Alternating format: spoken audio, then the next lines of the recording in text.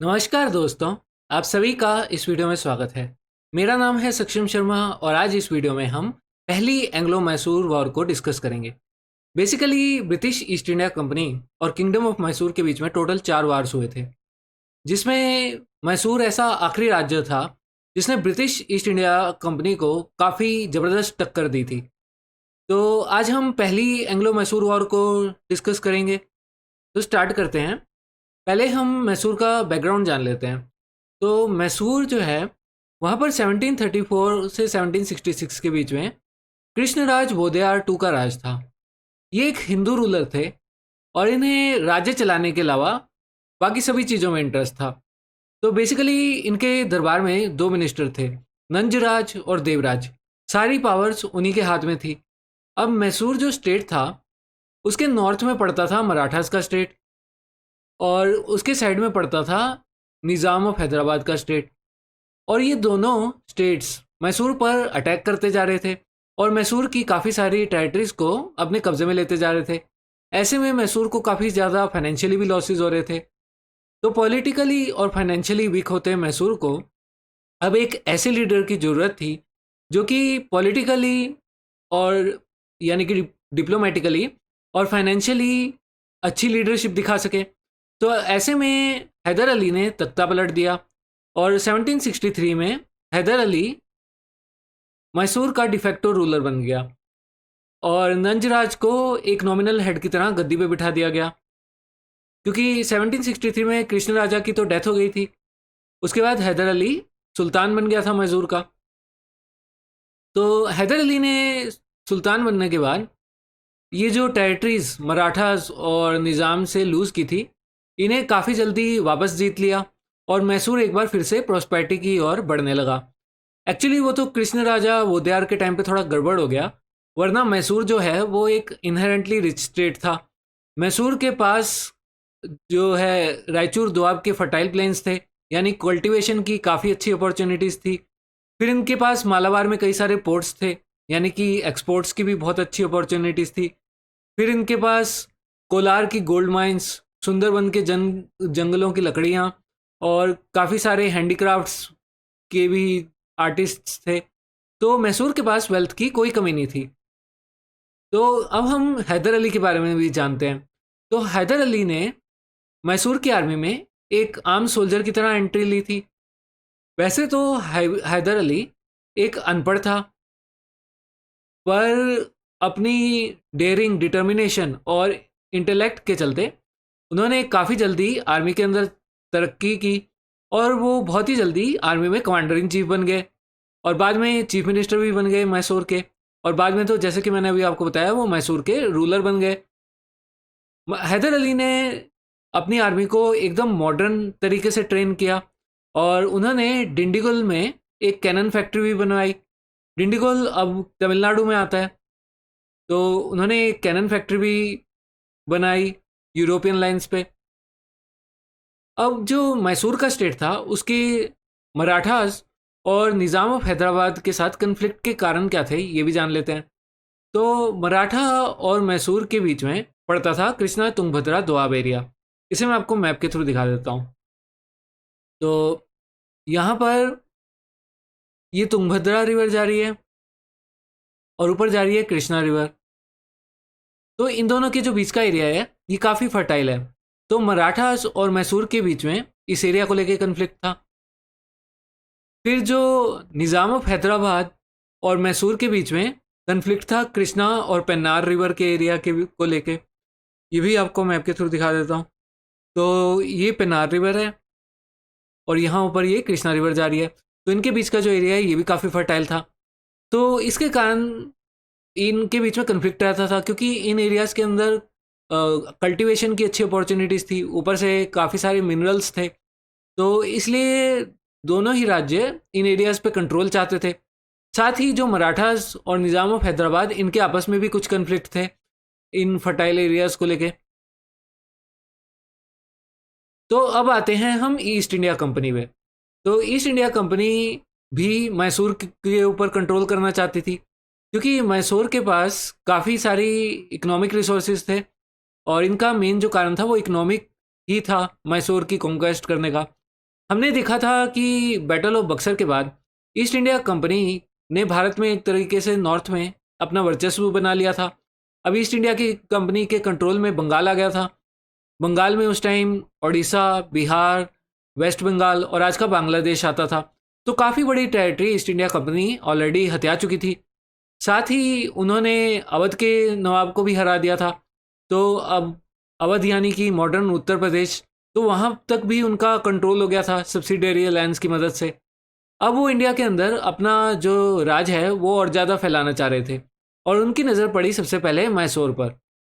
और मैसूर पे वो इसलिए कंट्रोल करना चाहते थे क्योंकि मैसूर का जो मालाबार एरिया है, ये भी आपको मैप से दिखाता हूँ। ये जो मालाबार एरिया है यहाँ पर ही मेनली स्पाइसेस की प्रोडक्शन होती थी। और उस समय भारत वर्ल्ड में स्पाइसेस का सबसे बड़ा इम्पोर्टर एक्सपोर्टर था। तो ईस्ट इंडिया कंपनी चाहती थी कि वो इन स्पाइसेस के एक्सपोर्ट को मोनोपोलाइज कर सके, इसलिए वो इस एरिया पे कंट्रोल चाहती थी। साथ ही ईस्ट इंडिया कंपनी ने वेस्टर्न कोस्ट पे काफ़ी सारी फैक्ट्रीज लगाई हुई थी और ये जो पोर्ट्स थे वो सारे मैसूर रीजन के कंट्रोल में थे। जो भी जहाँ से भी शिप जाते थे उनको पोर्ट्स कहा जाता है। तो उन पोर्ट्स के ऊपर ईस्ट इंडिया कंपनी कंट्रोल करना चाहती थी। साथ ही ये जो मालाबार रीजन है ये ना यहाँ पर वेस्टर्न घाट्स पड़ते हैं। तो इस पूरे एरिया में माउंटेन्स हैं। तो यहाँ से अगर आपको इधर से इधर जाना है तो आप डायरेक्टली नहीं जा सकते क्योंकि बीच में पहाड़ आ जाते हैं। तो इस ऐसे में इन एरियाज़ में बीच में कुछ पासेस हैं, जैसे यहाँ पर ये पालाघाट पास है और ये पालाघाट पास पड़ता था मैसूर रीजन में। और ईस्ट इंडिया कंपनी चाहती थी कि वो इस पालाघाट पास पर कंट्रोल कर सके ताकि वो इंडिया के अंदर लैंड पे होने वाली ट्रेड पर अपना कंट्रोल जमा सके। तो इन सब कारणों के चलते ईस्ट इंडिया कंपनी ने मैसूर पर अटैक करने की सोची। और ईस्ट इंडिया कंपनी ने सोचा कि मराठा और निज़ाम ऑफ हैदराबाद भी मैसूर से लड़ाई करते रहते हैं, तो क्यों ना उनको अपनी तरफ मिला लिया जाए। तो डिवाइड एंड रूल की पॉलिसी तो आपने सुनी ही होगी ईस्ट इंडिया कंपनी की। तो उन्होंने मराठास और निज़ाम ऑफ हैदराबाद को अपनी तरफ मिला लिया।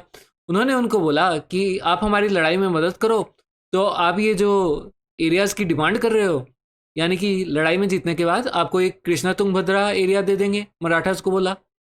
और निज़ाम ऑफ हैदराबाद को बोला कि आपको हम कृष्णा पेन्नार एरिया जो है वो दे देंगे अगर आप हमारी लड़ाई में मदद करते हो। तो मराठास और Nizam of Hyderabad East India Company की बात से राजी हो गए और इन तीनों ने मिलकर मैसूर के ऊपर अटैक कर दिया। अब जैसे कि मैंने बताया कि हैदर अली एक बहुत ही टैलेंटेड इंसान था, डिप्लोमेटिकली उनकी स्किल्स बहुत ही अच्छी थी। तो हैदर अली ने भी देखा कि गेम क्या चल रहा है। तो जब मराठास ने हैदर अली पर अटैक किया तो हैदर अली ने बोला कि देखो तुम मुझ पे अटैक करते हो, फिर तुम हमारी रिसोर्सेज लूटते हो, तो तुम्हें पैसे ही चाहिए ना और थोड़ी टेरिटरी चाहिए, तो सीधा ही ले लो। तो हैदर अली ने मराठास को पैसे दे दिए और थोड़ी टेरिटरीज भी दे दी और उनको न्यूट्रल टर्न कर दिया। अब आते हैं निज़ाम ऑफ हैदराबाद पे। तो निज़ाम ऑफ हैदराबाद के बारे में समझने से पहले हमें इस कहानी को समझना पड़ेगा। यहाँ पर आपको ये नॉर्दर्न सरकार्स दिख रहा है। ये जो नॉर्दर्न सरकार्स है ये इस समय पहले निज़ाम ऑफ हैदराबाद के कंट्रोल में था। अब मैंने बताया कि यहाँ पर ऊपर बंगाल की तरफ ब्रिटिश ईस्ट इंडिया कंपनी का राज हो गया था। ईस्ट इंडिया कंपनी चाहती थी कि अपनी वो नॉर्थ और साउथ की टेरिटरीज को कंट्रोल करे, उसके लिए उन्हें नॉर्दर्न सरकार्स चाहिए था। तो हुआ ये कि ईस्ट इंडिया कंपनी ने निज़ाम ऑफ हैदराबाद को बोला कि आप हमें ये नॉर्दर्न सरकार्स दे दो, बदले में आपको जितने भी पैसे चाहिए होंगे वगैरह हम दे देंगे। तो निज़ाम ऑफ हैदराबाद ने नॉर्दर्न सरकार्स देने से मना कर दिया। तो ऐसा हुआ कि एक्चुअली में पहले क्या था, ये जो नॉर्दर्न सरकार्स और जो हैदराबाद का टेरिटरी थी ये काफ़ी पहले मुग़ल एम्पायर के अंदर आती थी। तो जब मुग़ल एम्पायर कमज़ोर पड़ता गया तो इन्होंने अपने आप को इंडिपेंडेंट घोषित कर दिया और निज़ाम ने ही नॉर्दर्न सरकार्स का इलाका जो कि मुग़ल टेरिटरी में होता था वो भी अपने कब्ज़े में ले लिया। तो ईस्ट इंडिया कंपनी गई शाह आलम टू के पास जो उनसे बैटल ऑफ बक्सर में हार गया था और उससे उन्होंने ये एग्रीमेंट साइन करा लिया कि नॉर्दर्न सरकार्स अब ईस्ट इंडिया कंपनी के पास है। फिर वो निज़ाम ऑफ हैदराबाद के पास आए कि देखो अब तो हमारे पास फरमान भी है इस शाह आलम टू से कि ये जो नॉर्दर्न सरकार है वो टेरिटरी हमें दे दिया शाह आलम ने। एक्चुअली ये कराने की जरूरत ही क्या पड़ी। एक्चुअली ईस्ट इंडिया कंपनी को पीछे इंग्लैंड में भी दिखाना होता था कि वो लड़ाई क्यों कर रहे हैं, तो वहाँ वो ये दिखा देते थे कि हमें जो एक्चुअल रूलर है उससे इजाज़त मिल गई है, ये दूसरा बंदा हड़प के बैठा हुआ है। लेकिन एक्चुअल में इसका कोई वैल्यू नहीं थी, मतलब इस एग्रीमेंट की। ये तो सिर्फ अपना वो घर के अंदर दिखाने के लिए कर रहे थे कि देखो उसने ये किया तो हम ये कर रहे हैं। तो नॉर्दर्न सरकार का जब वो एग्रीमेंट ले आए शाह आलम टू से, फिर उसके बाद उन्होंने निज़ाम ऑफ हैदराबाद को बोला कि देखो अब तो हमारे पास ये एग्रीमेंट भी हो गया है, अब हम ये नॉर्दर्न सरकार अपने अंदर ले रहे हैं, तुम में दम है तो आके हमसे लड़ाई कर लो। तो निज़ाम ऑफ हैदराबाद के पास ऐसी पोजीशन नहीं थी कि वो ईस्ट इंडिया कंपनी से युद्ध लड़ सके। तो उसने विवश होकर बोला कि ठीक है अब तुम नॉर्दर्न सरकार ले रहे हो तो ले लो, कम से कम मेरे को पैसे तो दे दो। तो ईस्ट इंडिया कंपनी ने फिर निज़ाम ऑफ हैदराबाद को पैसे दिए और साथ ही उन्हें अपना एलआईबी बना लिया कि तुम पे कोई अटैक करेगा तो हम तुम्हारी सहायता करेंगे। तो एक तरीके से मिलिटरीली उन्होंने निज़ाम ऑफ हैदराबाद के साथ एक अलायंस बना लिया। तो इसी के चलते उन्होंने निज़ाम ऑफ हैदराबाद के साथ मैसूर पर अटैक किया। अब जैसे कि मैंने बताया कि हैदर अली डिप्लोमेटिकली बहुत ही बहुत ही साउंड था, उनकी डिप्लोमेटिक स्किल्स बहुत ही अच्छी थी। उन्होंने निज़ाम ऑफ हैदराबाद को बोला कि देखो यार तुम्हारे साथ तो बहुत ही बुरा हुआ, तुमसे तो ईस्ट इंडिया कंपनी ने नॉर्दर्न सरकार भी सीख लिए, छीन लिए, तो चलो हम ऐसा करते हैं क्यों ना हम दोनों मिलकर ईस्ट इंडिया कंपनी पर ही अटैक कर देते हैं। तो निज़ाम ऑफ हैदराबाद और मैं हैदर अली की बात मान गया और दोनों ने मिलके ईस्ट इंडिया कंपनी के आरकोट किले पे अटैक कर दिया और वो उसको इन्होंने जीत लिया, क्योंकि जो आरकोट का राजा था, रूलर था, वो ईस्ट इंडिया कंपनी की मदद कर रहा था। तो अब ईस्ट इंडिया कंपनी के लिए हालत उल्टा पड़ गई। ईस्ट इंडिया कंपनी ने तो सोचा था कि वो मराठास और निज़ाम ऑफ हैदराबाद और फिर अपनी पूरी सेना लेके 3 लोग इनके ऊपर हमला करेंगे। अब मराठास तो अलग हो गए, ऊपर से जो निज़ाम ऑफ हैदराबाद और मैसूर मिलके ईस्ट इंडिया कंपनी पे ही अटैक कर रहे हैं।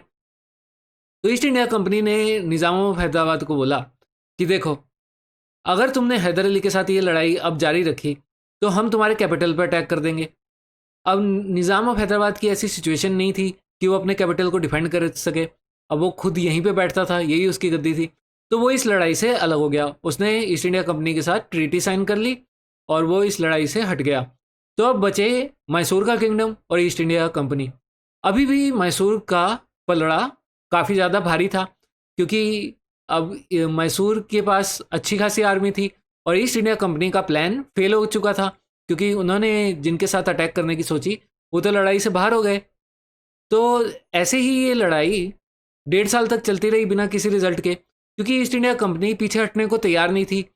हैदर अली चाहता था कि वो सरेंडर कर दें, पर ईस्ट इंडिया कंपनी पीछे भागती रही, अपना रिट्रीट करती रही।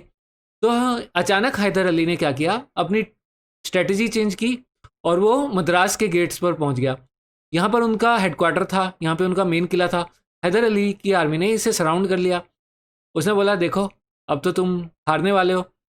तो ईस्ट इंडिया कंपनी को भी ये बात समझ में आ गई कि अगर मद्रास उनके हाथ से छूट गया तो उनके लिए बहुत बड़ा लॉस हो जाएगा। तो वो सरेंडर करने को तैयार हो गए और फाइनली उन्हें ट्रीटी ऑफ मद्रास साइन करनी पड़ी, जो कि उनके लिए एक काफ़ी ह्यूमिलेटिंग ट्रीटी थी।